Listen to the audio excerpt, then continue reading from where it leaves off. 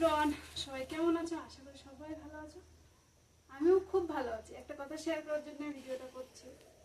আত্মীয় স্বজন আসার আগে যেন একটা ঘরের গুছানো থাকে সামনের দিকে, তো তেমনই চলে যাওয়ার সময়, চলে যাওয়ার পরে মন খারাপও একটা লাগে, আবার অনেকটা ঘর গুছানোর ব্যাপার থাকে। যেরকম সকাল সকাল উঠে এক গামলা, আর আমার তো অবস্থা দেখতেই পাচ্ছ।